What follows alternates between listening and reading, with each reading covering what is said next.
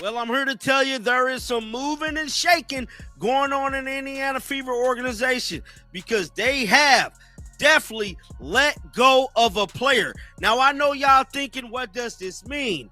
This means Caitlin Clark return is sooner rather than later. Could that be why we did not see Caitlin come back? I mean, we did not see Caitlin travel with the team this past week. I don't know. The Indiana Fever just pulled a move that has the entire basketball universe buzzing. Kyra Lambert, the woman who was supposed to be Caitlin Clark's temporary stand-in, just got the boot faster than a counterfeit sneaker at a Nike warehouse. And suddenly, every Fever fan with a smartphone and a theory is putting 2 and 2 together and getting Caitlin Clark's comeback. Guys, today the Indiana Fever have officially released Kyra Lambert, a guard from overseas who Stephanie White signed on a trust me bro recommendation. Somebody who Stephanie White didn't even know existed up until about 8 days ago. Unfortunately for Kyra Lambert, her time on the Indiana Fever has come and her time on the Indiana Fever has gone. Best of luck to you and your future endeavors. This isn't just another routine roster move. This is the kind of chess match that makes you wonder if the Indiana Fever are playing 4D chess while everyone else is still figuring out checkers. Because when you waive someone's replacement before their 7-day contract even expires, that's not about performance, that's about making room. And when you're making room in Indiana, there's only one person worth clearing the deck for. Now, why is this move curious? Well, Lambert was on a 7-day deal, so the Fever could just be looking at this break knowing that her contract was going to expire anyway and not wanting to waste her time. But under the hardship rules, as that it has been, put out there and publicized, the Fever only had to release one of the 2 players between Odyssey Sims and Kyra Lambert once Caitlin Clark was back. But one of them was going to have to go once they picked. If you want Caitlin Clark come back, type CC come back in comments below, and please subscribe our channel. Just last week, the Indiana Fever were so desperate for a point guard they basically put out a casting call for anyone who could dribble a basketball and wouldn't accidentally pass it to the opposing team. Kyra Lambert came in, fresh off a successful stint in the Greek A1 League, full of overseas experience, and speaking all the right words about faith, blessings, and being ready for her moment. The woman looked like she'd been preparing for this opportunity her entire life, talking about trusting God and remaining faithful through her journey. It's a blessing, having the journey that I've had and just, remaining faithful, trusting God and doing the work, and just to see it all come back around and have this opportunity is awesome. What's this opportunity in the W mean, given all that you've worked to get to this point? Yeah. I mean, it means everything, to, again, just remain faithful and trust the process. It speaks to resiliency, it speaks to faith, and I'm really excited to be here. What's your familiarity, if anything, with this team, with Steph, with how they want to run things? Yeah, I've been watching the W for years. It's the best basketball in the world, so, I've been watching and I've been studying. But here's where it gets juicy. Lambert didn't just get signed to fill a roster spot, she was brought in because the Fever were hemorrhaging point guards faster than a leaky faucet hemorrhages water. Caitlin Clark? Still nursing that stubborn groin injury. Ari McDonald? Season-ending broken foot. Sydney Colson? Torn ACL. The team was basically down to hoping someone's cousin from the local rec league could handle point guard duties. Clearly, Odyssey Sims has played herself into more of a role for the Fever. She got a bunch of minutes in the game on Sunday, 42 minutes for Sims. Lambert didn't play, right? So you can see relative one to the other where the Fever were looking at things from the pecking order standpoint. Now, there's also the Sophie Cunningham injury, but to be honest, I'm not sure how that would impact things unless they felt they needed somebody at that position rather than more depth at the point guard position. So they gave Lambert a 7-day contract, which in WNBA terms is like getting a trial run at your dream job. Except Lambert's trial run lasted about as long as a TikTok video. She saw less than a minute of action against the Connecticut Sun on August 17th, and by Monday, boom, she was out. Not because she played poorly. Not because she couldn't handle the pressure. But because someone else might be coming back. Someone who sells out 15,000-seat arenas and makes ESPN analysts lose their minds. We just saw the most pointless contract of all time. The most pointless 7-day of all time. Kyra Lambert. They didn't even give Kyra Lambert a page on the WNBA website. I'm not joking. If you type in WNBA.com and you look at the Fever's last game, maybe they updated it because she actually saw the floor. Fever versus Connecticut. Kyra Lambert played a grand total of 4 seconds. She played 4 seconds. It would have been better off just to not play her. Oh wait, it rounded up to 5. They didn't even give her a WNBA page. They did not even give her a WNBA. Now here's where Fever fans are channeling their inner detectives and connecting dots like they're solving a murder mystery. As Indy Star beat reporter Chloe Peterson pointed out weeks ago, when the Fever signed veteran guard Odyssey Sims, they had room to work with. If they'd just stuck with Sims, they wouldn't need to cut anyone when Caitlin Clark returns. But once they added Lambert to the mix, well, basic math says one of them had to go when the Queen returns to her throne. And guess who got the pink slip first? Lambert. Not Sims, the 33-year-old veteran with 304 career games under her belt. Lambert. The woman who was supposed to be the bridge until Clark returned. The woman who spoke about dreams and opportunities and trusting the process. Fever fans, I don't know, we might have some good news. Well, we might have some great news. Cece, my precious Cece, might be returning. Might be. You hear me? Because they just released Kyra Lambert. You hear me? She had 3 ACL tears. So she wasn't good for nothing anyway. She fragile. How you have that many ACL tears? But thank you for providing us 7 days of your presence. You hear me? We needed you to fill in. You hear me? Because the GOAT, the greatest of all time, is about to return in due time. But let's talk about timing, because the timing here is more precise than a Swiss watch. ESPN recently updated their injury report, moving Caitlin Clark's estimated return date from August 12th, which came and went, to August 26th, when the Fever face the Seattle Storm at home.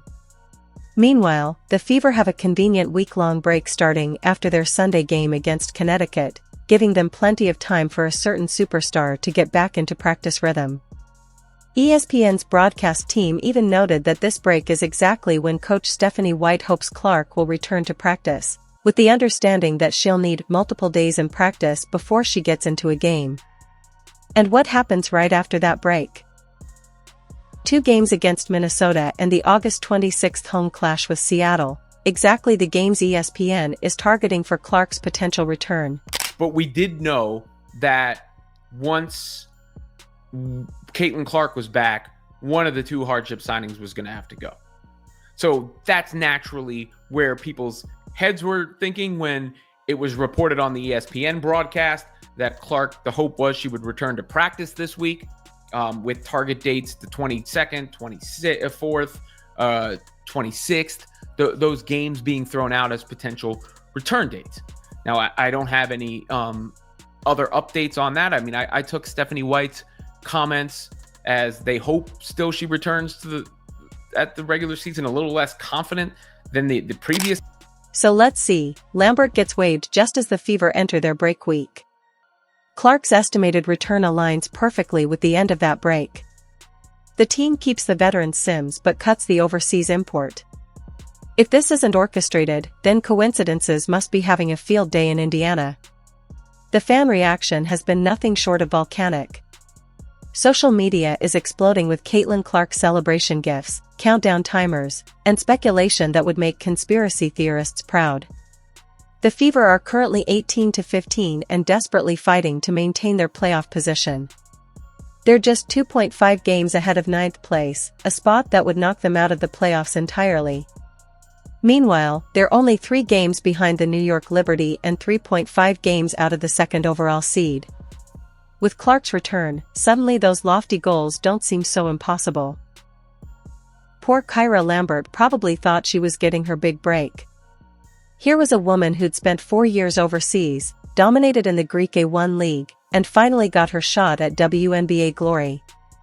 She talked about the opportunity meaning everything to her, about remaining faithful and trusting the process. The Fever organization welcomed her with open arms, and she seemed genuinely excited to contribute to a team she'd been watching and studying for years. Can the Fever please invest in international scouts? They definitely need to invest in international scouts because I know your boy John Liquidator ain't the best advocate when it comes to overseas players, but something I would say, they play hard, bro. Those overseas players play like they got something to prove. I give them that. But far as me, I feel like we got enough talent here at home in our home country to get players. Somebody said every day I question if Amber Cox and Stephanie White are even on the same page. But in the cruel world of professional sports, understanding the system and fitting in perfectly doesn't matter if someone better is coming back. Lambert wasn't cut because she wasn't good enough, she was cut because she was never meant to be permanent. She was a placeholder, a bridge, a temporary fix while the real solution recovered from injury. Let's be brutally honest about what Caitlin Clark's return would mean for this Indiana Fever team. That might not seem like a huge difference, but in a league where every game matters and playoff positioning is decided by razor-thin margins, those few extra wins could be the difference between home court advantage and fighting for your playoff life on the road. Coach Stephanie White has been talking about how the team will be even more dangerous when Clark returns, and she's not just blowing smoke. This Fever squad has learned to play without their superstar, developing chemistry and toughness that they didn't have last season. Players like Kelsey Mitchell, Aaliyah Boston, and Natasha Howard have stepped up in Clark's absence, showing they can contribute at a high level. When Clark comes back, she won't be carrying the entire load, she'll be the final piece that makes an already improved team truly dangerous. Throughout her second season in the WNBA, Caitlin Clark has posted 16.5 points, 5 rebounds, and 8.8 assists per game for the Indiana Fever. Clark started the season on a tear under Stephanie White, but has since struggled to stay on the court, playing her second season as a professional. The Fever have 9 remaining games of their regular season schedule. They have a long break before their next matchup on Friday. The venue will be open, giving Clark a chance to rehab as the Fever take several days off from game action. Here's where things get really interesting. The Fever currently sit in 6th place, which would put them in the playoffs but without home court advantage. But with 11 games remaining and Clark potentially returning, suddenly some ambitious goals don't seem so far-fetched. One analyst broke down the math beautifully. Clark has missed 20 games this season, during which the Fever went 10-10. But imagine if she'd played those 20 games and they'd gone 15-5 instead. That would put them at 23-10 and suddenly in contention for a much higher seed. Even now, with their current record, the Fever are only 3 games behind New York and 3.5 games out of the second overall seed. In a league where momentum can shift quickly and hot streaks matter, having Caitlin Clark return for the final stretch could be exactly what propels them into serious playoff contention. The dream scenario that fans are whispering about? Clark returns healthy, the team gets hot, and they make a legitimate run at not just making the playoffs, but potentially hosting a playoff series. For a franchise that hasn't made the playoffs since 2016, that would be nothing short of miraculous. Fever, we have a chance. But the only thing I'm concerned about is she 100% healthy? You hear me? And I need to know what's going on with Sophie. Because that's her enforcer. Because everybody else on the team be acting like they scared and softer than Charmin tissue. You hear me? Y'all better protect my precious CC by any means necessary. Playoffs. That's right there in the view. You hear me? Here we come. The referees need to get it in gear. I still don't trust Stephanie. Looking back at the Fever's roster moves over the past few weeks, everything starts to make sense. They signed Odyssey Sims first, a veteran guard with extensive experience and proven playoff pedigree. Then they added Lambert when they needed more depth. But they structured these moves in a way that gave them maximum flexibility. By keeping Sims and releasing Lambert, they've maintained veteran leadership while preparing for Clark's return. Sims can continue to provide steady minutes and leadership, while also being capable of sliding back into a reduced role when the franchise player returns. It's the kind of strategic thinking that suggests the front office knew exactly what they were doing all along. This wasn't panic management, this was calculated roster construction designed to keep the team competitive while positioning for their star's return. And if the timing works out the way fans are hoping, it's going to look like a masterpiece of team management. That they are being extraordinarily deliberate with every step in this process when it comes to Caitlin Clark. But like I said on Sunday, that's the kind of win, if I'm CC, that I watch and say, I got to get back out there. Like, nothing can stop me from rejoining this team this season. That fight that they showed out. But here's what everybody's missing while they're focused on Clark's return. This situation has revealed just how much depth and character this Fever team has developed. They've won key games without their best player. They found ways to compete against playoff teams while dealing with multiple injuries. They've discovered that players like Natasha Howard can be legitimate offensive weapons and that their supporting cast is much stronger than anyone realized. When Clark does return, she's not coming back to the same team that struggled early in the season. Teams that might have written off the Fever as a one-player show are now going to have to prepare for a much more complete team. The element of surprise that comes with a battle-tested supporting cast plus a returning superstar could be exactly what makes this Fever team dangerous in ways nobody expected. If she's going to play, I hope that she comes back successful. I hope that she can come back as a difference maker because the playoffs are around the corner and the Indiana Fever are much better when she's on the team. She takes so much responsibility and able to dictate pace and able to control the momentum of the game and also generate points for herself and for others. And she makes the game easier for all her teammates. So I know they would love to have her back. My biggest concern is the injuries, and for selfish reasons, I would prefer her, Paige Beckers, Angel Reese to just sit out for the rest. So here's what everyone's really wondering: when exactly does Caitlin Clark return? The signs are pointing to somewhere between August 22nd to 26th. With the Seattle game on August 26th looking like the most likely debut. Coach Stephanie White has been careful not to commit to specific dates, saying it's day-to-day and emphasizing that they're slow playing it to ensure Clark's long-term health. But the pieces are falling into place. ESPN's broadcast team noted that the week-long break starting after the Connecticut game is when White hopes Clark returns to practice. Clark returns around August 26th. She'll have roughly 10 to 12 regular season games to get back into rhythm before the playoffs start on September 14th. That's enough time to shake off rust, rebuild chemistry with her teammates, and get the team's offensive system running at full speed. I mean, it has come down to this season and Caitlin Clark's return. If they hope to make the playoffs, this is what's got to be done. She's got to come back, and she's going to have to win. And she's got to win even with Stephanie White as her coach. Good Lord, she will be the GOAT if she can pull that off at this point. Imagine Caitlin Clark returns healthy for the final 10 games of the season, and the Fever go on a rampage, winning 8 of those 10 games. They finish with a record around 26-14 or 27-13, good enough for home court advantage in the first round of the playoffs. They enter the postseason with momentum, confidence, and a battle-tested supporting cast around their superstar. Is it realistic? Maybe. Is it possible? Absolutely. The Fever have shown they can compete without Clark, and they've shown flashes of brilliance even while dealing with multiple injuries. With their franchise player back and healthy, there's no reason they couldn't get hot at exactly the right time. The Western Conference is loaded with talent, but the Eastern Conference playoff race is wide open. Teams like New York and Atlanta are good, but they're not unbeatable.